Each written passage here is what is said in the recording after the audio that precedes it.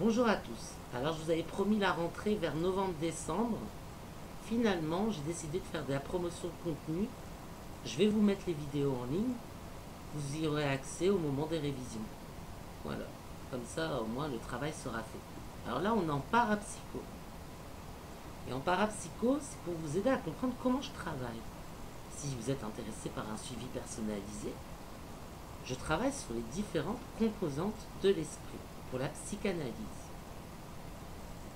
La première composante de l'esprit sur laquelle je travaille, c'est le conscient. Le conscient. Là, vous avez cliqué sur la vidéo pour la regarder, que vous êtes en train de regarder une vidéo. C'est cette partie de vous que vous consultez actuellement et dont vous avez pleine conscience. Ensuite, dans une deuxième composante de l'esprit, il y a l'inconscient. Tout ce que vous avez remarqué, sans pouvoir l'avoir en pleine conscience, car les informations sont trop nombreuses et elles conduisent, alors en tarologie, dans les runes, les ogames, c'est des outils en parapsychologie, ça. Même si c'est pas reconnu par la science moderne, l'inconscient, lui, on pense en parapsychologie qu'il est capable de calculer les arcanes du tarot qu'il va choisir en tant qu'introspection. C'est-à-dire que on coupe le tas, on trie les cartes, tout ça. L'inconscient est capable de calculer et de tomber sur les bonnes cartes. Après, ça reste qu'un support. C'est-à-dire que c'est pas parole d'évangile. C'est un support. Avec le conscient de la personne qui est en face de moi, son inconscient et les signaux qu'elle laisse dégager, mon conscient à moi, son inconscient à mon inconscient à moi et les signaux qu'il remarque, on peut parvenir à une psychanalyse. Ensuite, il y a le moi. Alors le moi, c'est l'idée que vous vous faites de vous, tout simplement. Le moi. L'idée que vous faites de vous en tant que personne à part entière, c'est pas la même chose que l'ego. On va voir après l'ego. Souvent l'ego est problématique. Mais bon, le moi, c'est l'idée que vous faites de vous-même et que vous projetez à l'extérieur. Ensuite, le surmoi. Le surmoi, c'est ce qui vous dépasse, ce que vous placez au-dessus de vous. Quelque chose que vous n'avez pas réussi à contrôler dans votre vie et que vous projetez aussi à l'extérieur. Comme le moi. Vous projetez votre moi. Moi, je suis quelqu'un de sympathique, j'aime bien avoir des relations sociales avec tout le monde, j'aime bien les cultures étrangères. C'est votre moi. Mais il y a le surmoi. Oui, mais on est dans une société où les gens ne s'intéressent à rien. Les cultures étrangères, il y a beaucoup de discrimination, donc c'est pas très utile. Ça n'amène à rien. Ça dépend de chaque cas est particulier. Et ça, c'est du genre de comportement que j'ai déjà rencontré. Des exemples que j'ai pris. Ensuite, il y a l'ego. Alors l'ego, en général, je le traite en profondeur. Parce que là, par exemple, quand je fais cette vidéo, il ne s'agit pas de flatter mon ego. Non, il s'agit de diffuser le savoir. Dans un but complètement altruiste. Et par contre, il y a des gens qui ont des discours qui cherchent à flatter leur ego. Ce qui est très mauvais. Parce que flatter son ego, ça veut dire aussi écraser un petit peu l'autre, l'ego de l'autre. Parce que chacun a un ego, tout le monde a un ego. Alors qu'il soit surdimensionné ou qu'il soit trop petit, c'est pas bon non plus. Non, il faut qu'il soit tempéré, modéré. C'est-à-dire vous avez le droit d'avoir une estime de vous-même. Il ne faut pas que ce soit trop important pour écraser les autres. Il ne faut pas que ce soit trop petit pour s'écraser devant les autres non plus. Donc l'ego souvent est problématique. Parce qu'entre l'ego de l'autre, l'ego des parents, l'ego de la société, l'ego du président, tout ça, et notre ego, ben, dans tout ça, c'est un petit peu plus de là que je m'y mette, et puis chacun pour son steak. Donc, c'est souvent problématique. Ensuite, il y a le subconscient. Alors là, le subconscient, c'est très important, surtout en ce qui concerne l'ésotérisme. Parce que le subconscient, en fait, que qu'Erickson voit comme la même chose que l'inconscient, je ne suis pas tout à fait d'accord. Hein, je suis plutôt des théories jungiennes, dire que l'inconscient existe et le subconscient c'est encore autre chose. Le subconscient, lui, sert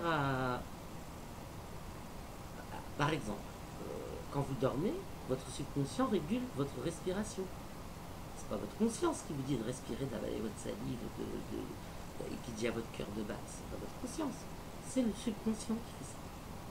Si jamais ça sent la fumée, comme s'il y avait le feu, vous allez vous réveiller. Oh, qu'est-ce qui se passe? Il y a le feu. C'est normal. C'est le subconscient. Donc il est très réceptif aux messages extérieurs. Il est très réceptif aussi aux suggestions extérieures.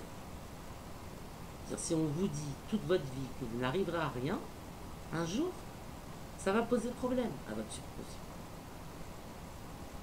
Si toutes les solutions que vous trouvez, on vous dit que elles sont pas adaptées, ça va poser problème à un moment donné. Donc le subconscient. Alors là où je suis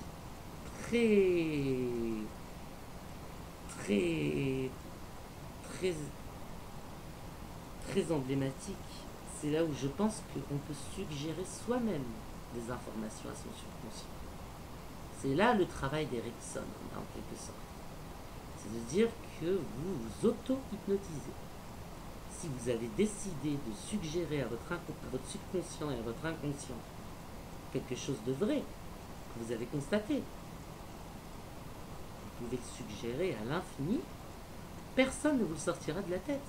C'est comme dire à un entrepreneur, tu n'y arriveras pas, laisse tomber.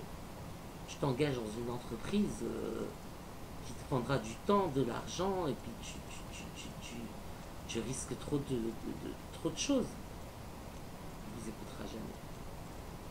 Parce que à son subconscient, il s'est auto-hypnotisé qu'il réussirait à atteindre ses objectifs, point. Peu importe ce qu'on en dit. Voilà le subconscient à quoi il sert. Et il y a le ça aussi, le ça. Alors le ça, on n'en parle pas beaucoup, ça, justement, de ça. On n'en parle pas beaucoup de ça. Ça, c'est une partie de vous. Parce que, bon, vous allez voir un psy, il va vous dire, faut pas rester dans votre coin, faut sortir, il faut aller voir des gens, il faut se faire des amis, il faut avoir des relations sociales, presque tout le monde est beau, tout le monde est gentil, alors qu'on voit des horreurs à la télévision, des attentats de guerre, de bombes. Si les gens s'aimaient, il n'y aurait pas tout ça, c'est sûr. Ça, tout ça. Donc c'est cette partie de votre cerveau qui va chercher qui est le coupable, qui est le monstre dans l'histoire. Et le monstre, il existe. Donc c'est une partie de vous qui fait que les gens peu cultivés deviennent racistes, tout simplement. À cause du ça. Parce qu'ils voient à la télé Mohamed, machin truc bidule chouette, Salah Abdel-Sam, des trucs bidule chouette et tout ça, ils vont dire c'est toujours des Arabes. Donc hop, ils mettent tous les Arabes dans la même catégorie. Ça, c'est des gens qui n'ont pas de cette psychanalyse. Mais bon, officiellement, qu'est-ce que je peux dire pour les gens qui ont ce ça construit comme ça dans leur tête? C'est que toutes ces histoires, antisémitisme, islamophobie, attentats, montée de l'extrême droite, on sait comment ça se termine. De toute façon, si les gens s'aimaient justement, c'est pour ça que le ça existe, il n'y aurait pas tout ça. Et bon, voilà. Après, ça termine en guerre mondiale. Quand les gens ne s'aiment pas, quand les gens ne sont pas supérieurs, d'égaux, prennent les autres pour des moins que rien, pour des prétextes X ou Y, ça n'a aucune importance, ça finit en bain de sang.